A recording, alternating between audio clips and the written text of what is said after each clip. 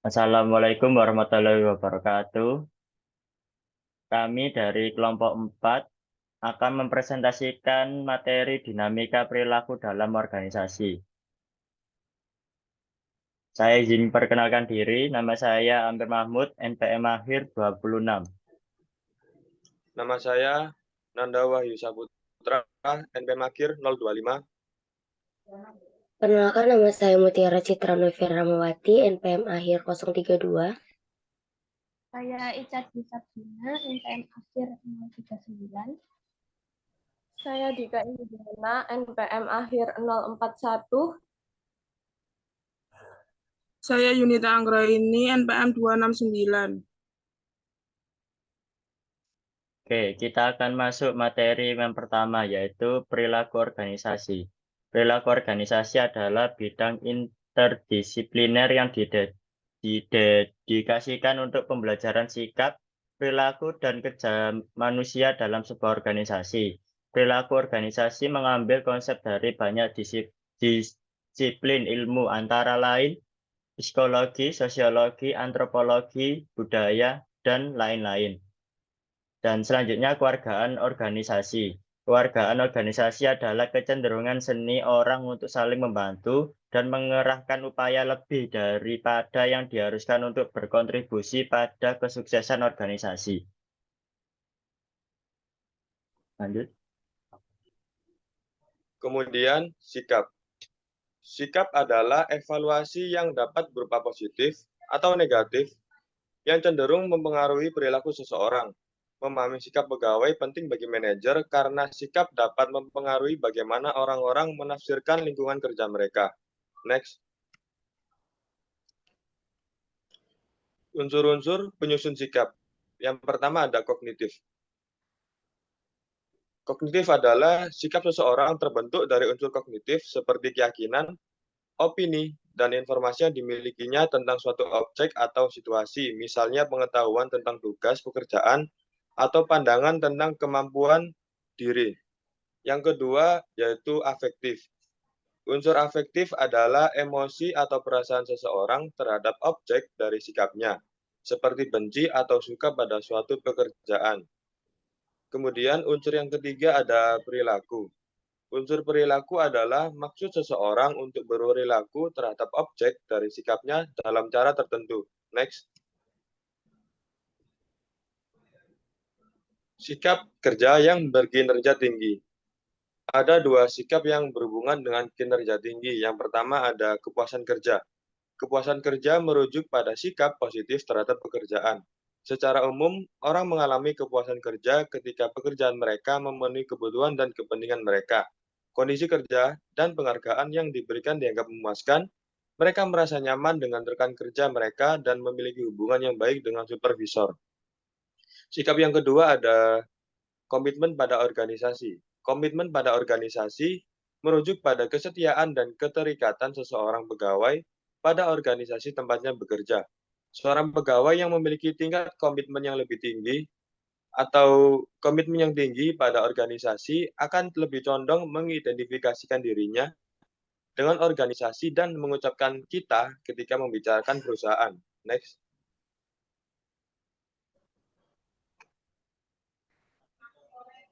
Yang terakhir ada konflik di antara sikap. Terkadang seseorang menyadari bahwa sikapnya bertentangan satu sama lain atau tidak sesuai dengan perilakunya. Misalnya, seorang pegawai yang sangat komitmen pada pekerjaannya mungkin memiliki kesetiaan yang sama kuat pada keluarganya. Jika seorang pegawai bekerja di malam hari dan di akhir pekan, ia mungkin merasakan ketidaknyamanan psikologis karena merasa sikap dan perilakunya tidak konsisten. Hal ini dikenal sebagai disonansi kognitif. Untuk materi selanjutnya akan disampaikan oleh rekan saya. Selanjutnya itu persepsi. Aspek penting lain dari memahami perilaku itu adalah persepsi. Persepsi adalah proses kognitif yang digunakan untuk memahami lingkungan dengan menyeleksi, mengatur, dan menafsirkan informasi dari lingkungan. Proses ini menciptakan perbedaan dalam sikap, kepribadian, nilai, dan kepentingan tiap individu. Prinsip ini itu ada beberapa tahap. Yang pertama itu mengamati informasi melalui alat indera dari lingkungan yang kita buat seperti kayak mengencap, penciuman, pendengaran, penglihatan, dan peraba. Setelah kita mengamati informasi melalui indera, otak itu akan menyerap informasi tersebut dan menyeleksi yang akan diproses. Setelah itu, kita akan mengatur data yang telah diseleksi menjadi pola-pola yang akan ditafsirkan dan diberi respons. Lanjut. Nah, karena tadi banyak data-data, jadi itu ada dibagi beberapa. Yang pertama itu ada selektivitas perseptual. Nah, selektivitas perseptual ini adalah proses yang dilakukan oleh para individu untuk menyaring dan memilih berbagai objek dan stimulus yang bersaing untuk merebut perhatian mereka. Nah, yang selanjutnya ada distorsi perseptual. Distorsi perseptual adalah gelagat dalam penilaian perseptual yang muncul akibat kekeliruan dalam berbagai proses perseptual tertentu. Setelah seseorang memilih data secara sensoris yang dipersepsi langsung, mengelompokkan data tersebut ke dalam pola-pola yang dikenal dengan organisasi perseptual. Salah satu gelagat perseptual itu adalah stereotip. Stereotip adalah kecenderungan untuk mengelompokkan seseorang ke dalam suatu kelompok atau kategori luas dan menyisakan berbagai generasi tentang kelompok tersebut kepada orang itu. Contohnya itu pengelompokan orang berdasarkan warna kulit, umur, dan sebagainya. Setelah itu ada muncul namanya efek halo. Efek halo itu muncul ketika persepsi mengambil kesan keseluruhan terhadap seseorang atau sebuah situasi berdasarkan satu karakteristik, baik karakteristik baik maupun karakteristik yang tidak baik. Efek halo ini membuat pemersepsi buta terhadap karakteristik lain yang semestinya digunakan untuk menghasilkan penilaian yang lengkap. Tetapi, efek halo dapat berperan besar dalam evaluasi kinerja. Maksudnya gini, efek halo ini sama seperti kayak kita datang ke perusahaan, rajin tepat waktu, dan orang yang datang ke perusahaan tidak tepat waktu. Kan pasti kita menilai yang tepat waktu ini baik, sedangkan yang tidak tepat waktu ini tidak baik. Tapi sebenarnya kita tidak bisa langsung menilai dia tidak baik dan baik. Makanya harus ada penilaian lengkap. Selanjutnya itu ada proyeksi. Proyeksi adalah kecenderungan persepsi untuk melihat karakteristik mereka sendiri dalam diri orang lain, yaitu memproyeksikan kebutuhan, perasaan, nilai, dan sikap mereka sendiri dalam penilaian mereka terhadap orang lain. Selanjutnya itu ada pertahanan perseptual atau perceptual defense, adalah kecenderungan persepsi untuk melindungi mereka dari ide-ide, objek-objek, atau orang-orang yang mengancam. Yang terakhir ada pengatributan. Pengatributan adalah penilaian tentang hal-hal yang menyebabkan perilaku seseorang, sesuatu tentang orang itu, atau tentang situasi yang ada. Nah, para ahli ilmu sosial itu mempelajari pengatributan yang dilakukan oleh orang-orang yang mengenali 3 faktor suatu kontributan terhadap eksternal maupun internal. Yang pertama, kejelasan, yaitu memberitahu perilaku tersebut tidak lazim untuk orang itu atau berkebalikan dengan seseorang yang menampilkan perilaku serupa di berbagai situasi. Nah, jika perilakunya jelas, persepsi akan melakukan pengatributan eksternal. Yang kedua itu ada konsistensi, yaitu pemberitahuan orang yang diamati melalui riwayat perilaku serupa, yaitu orang yang biasanya melakukan pengatributan internal terhadap perilaku yang konsisten. Yang ketiga ada konsensus, yaitu memberitahu apakah orang lain cenderung merespon situasi serupa dengan perilaku yang sama mengenai bahwa orang lain itu menangani situasi yang sama dengan perilaku serupa, kemungkinan akan melakukan pengatributan eksternal. Nah, aturan-aturan ini tuh cenderung menerapkan bias yang membuat pengatributan saat mengevaluasi itu cenderung meremehkan faktor-faktor eksternal dan terlalu mementingkan pengaruh faktor-faktor internal. Kecenderungan ini tuh disebut dengan gelagat pengatributan dasar. Nah, biasanya penyimpangan pengatributan itu, pengatributan yang kita lakukan terhadap perilaku kita sendiri, cenderung terlalu mementingkan kontribusi faktor-faktor internal terhadap kesuksesan, serta mereka terlalu mementingkan kontribusi faktor-faktor eksternal terhadap kegagalan mereka. Hal ini itu disebut dengan bias kepentingan sendiri, atau bisa disebut sebagai mengembangkan diri atas hal-hal yang baik yang mereka kerjakan dan telah mempermasalahkan kekuatan-kekuatan eksternal ketika mereka gagal. Selanjutnya akan dijelaskan oleh teman saya. Baik, kepribadian dan perilaku. Kepribadian sendiri ini adalah kumpulan dari sifat-sifat bawaan atau terbentuk yang menjadi dasar dari pola perilaku individu yang cenderung stabil dalam merespon ide-ide, objek-objek, atau orang-orang di lingkungan. Nah, karakter kepribadian ini terbentuk dari faktor-faktor 5 besar sebagai berikut. Yang pertama itu ada sikap ekstrovert. Ini adalah sejauh mana seseorang bersikap supel, ramah, asertif, dan merasa nyaman dengan hubungan interpersonal. Yang kedua ada keramahan, yaitu sejauh mana seseorang dapat bergaul dengan orang lain dengan berperangai baik, disukai, kooperatif, memaafkan, memahami, dan mempercayai. Yang ketiga ada kehati-hatian, yaitu sejauh mana seseorang fokus terhadap sejumlah tujuan sehingga berperilaku secara bertanggung jawab, dapat diandalkan, gigih, dan berorientasi prestasi. Yang keempat ini ada stabilitas emosional, yaitu sejauh mana seseorang bersikap tenang, antusias, dan percaya diri, berkebalikan dengan bersikap tegang, tertekan, murung, atau gelisah. Yang kelima ini ada sikap terbuka terhadap pengalaman, yaitu sejauh mana seseorang memiliki minat yang luas dan imajinatif, kreatif, peka terhadap seni, dan bersedia mempertimbangkan ide-ide baru. Next.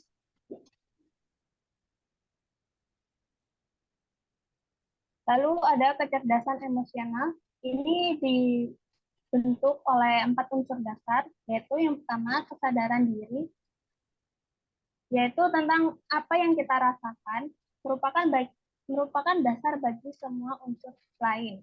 Artinya, orang yang akrab dengan perasaan mereka lebih mampu memandu kehidupan dan tindakan mereka. Kesadaran diri yang tinggi berarti kita dapat menilai kelebihan dan kekurangan diri sendiri secara akurat serta memiliki kepercayaan diri yang sehat.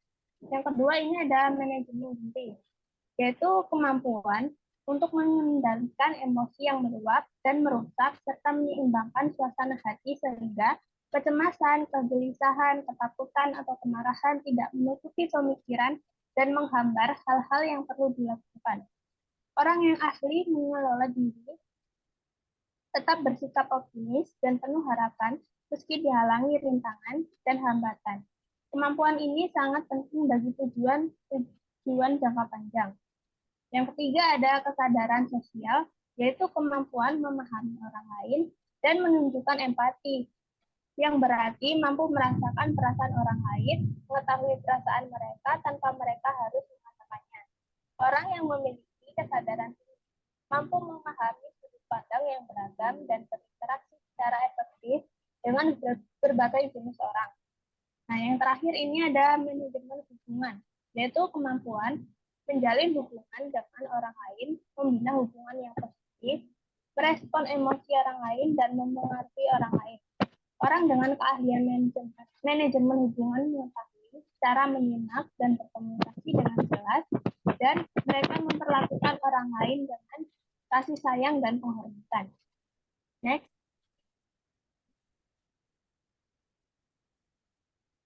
Selanjutnya ada sikap dan perilaku yang dipengaruhi oleh kepribadian. Artinya, kepribadian seseorang ini dipengaruhi oleh sikap dan perilaku seseorang. Ini ada 4 sikap dan perilaku, yaitu ada locus control, yaitu menentukan apakah ia menetapkan tanggung jawab utama di tangannya sendiri atau pada kekuatan luar. Tindakan seseorang akan mempengaruhi apa yang terjadi pada diri dan akan merasa berkuasa atas dirinya sendiri. Orang seperti ini dapat dikatakan memiliki locus kontrol yang tinggi. Yang kedua ada otoriter, yaitu individu dengan otoriter tinggi cenderung mementingkan kekuasaan dan kekuatan mematuhi wewenang sah di atas mereka, menganut nilai-nilai konvensional nilai orang lain secara kritis, dan melawan keterlibatan perasaan-perasaan subjektif. Yang ketiga ada Machiavellianism, yaitu dalam psikologi mengacu pada kepribadian yang fokus pada kepentingannya sendiri, sehingga mereka cenderung akan memanipulasi menipu, dan mengeksploitasi orang lain untuk mencapai tujuan mereka. Yang keempat, ini ada gaya pemecahan masalah dan indikator Myers-Briggs. Merujuk pada cara seseorang menyelesaikan masalah dan membuat keputusan. Indikator Myers-Briggs adalah salah satu tes kepribadian yang digunakan untuk mengidentifikasi preferensi seseorang dalam 4 kategori, yaitu extrovert atau introvert, sensing atau intuition, thinking atau feeling, dan judging atau perceiving, atau biasa disebut dengan MBTI. Selanjutnya, next. Yang terakhir dari bab kepribadian ini ada kepatutan antara individu dan kepercayaan, yaitu dikenal sebagai person job fit, merujuk pada kesesuaian antara kemampuan dan kepribadian seseorang dengan tuntutan pekerjaan. Sebagai seorang manajer, penting untuk menyesuaikan karyawan dengan karakteristik pekerjaan sehingga tugas dapat dilakukan oleh orang yang cocok dengan tugas tersebut. Selanjutnya akan dijelaskan oleh rekan saya. Untuk materi selanjutnya yaitu pembelajaran. Pembelajaran adalah perubahan yang terjadi dalam perilaku atau kinerja yang terjadi sebagai hasil dari pengalaman. Untuk proses pembelajaran, dimulai dengan seseorang berhadapan dengan pengalaman yang nyata. Peristiwa ini diikuti oleh pemikiran dan pengamatan reflektif yang menghasilkan konseptualisasi abstrak. Dan akhirnya, pada eksperimentasi aktif, hasil dari eksperimentasi ini menghasilkan pengalaman baru dan siklus ini pun berulang. Next. Gaya belajar. Individu mengembangkan gaya belajarnya sendiri yang beragam dalam artian seberapa besar penekanan mereka dalam tiap siklus pembelajaran. Perbedaan ini terjadi karena proses pembelajaran diarahkan oleh kebutuhan dan tujuan pribadi. Jenis gaya belajar yang pertama diverger, dengan kemampuan belajar yang dominan, pengalaman nyata, dan pengalaman reflektif. Individu tersebut mungkin baik dalam bidang manajemen sumber daya manusia, konseling, dan pengembangan organisasi. Jenis gaya belajar kedua, asimilator, dengan kemampuan belajar yang dominan, konseptualisasi abstrak, dan pengalaman reflektif.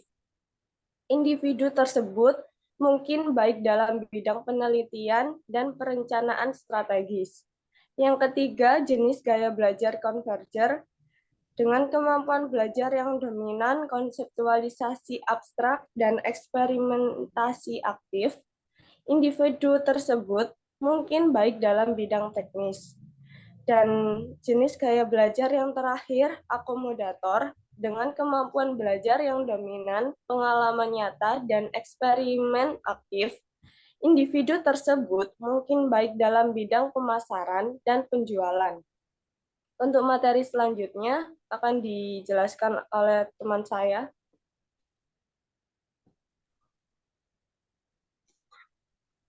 Stres dan manajemen stres. Stres adalah respon psikologis dan emosional dari seorang individu terhadap pemicu eksternal yang memberikan tuntunan fisik atau psikologis pada individu tersebut dan menciptakan ketidakpastian serta kurangnya kontrol diri ketika hasil yang penting dipertaruhkan. Perilaku tipe A dan tipe B dibagi menjadi dua. Pola perilaku tipe A terdiri atas dari daya bersaing yang ekstrim, tidak kesabaran, agresif, dan kesetiaan pada pekerjaan. Yang kedua, pola perilaku tipe B menunjukkan perilaku-perilaku di pola A, tetapi dengan kadar yang sangat rendah. Next. Penyebab stres kerja dibagi menjadi dua. Tuntunan yang ke-1, tuntunan pekerjaan. Faktor membuat stres yang berasal dari tugas yang harus dikerjakan oleh seseorang yang memegang pekerjaan tertentu. Yang kedua, tuntunan interpersonal. Faktor menyebab stres yang berhubungan dengan hubungan di organisasi. Next. Respon informatif terhadap manajemen stres. Beberapa pendekatan proaktif yang dilakukan manajer untuk melawan tingkat stres yang makin tinggi di tempat kerja. Yang ke-1, menunjukkan ruangan sunyi atau pusat meditasi untuk beristirahat. Yang kedua, memberikan program kesehatan dengan memberikan akses pada konsultasi gizi dan fasilitas olahraga.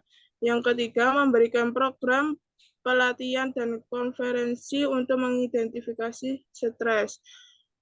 Yang keempat, intervensi manajer adalah tren yang makin tumbuh di perusahaan-perusahaan yang baik.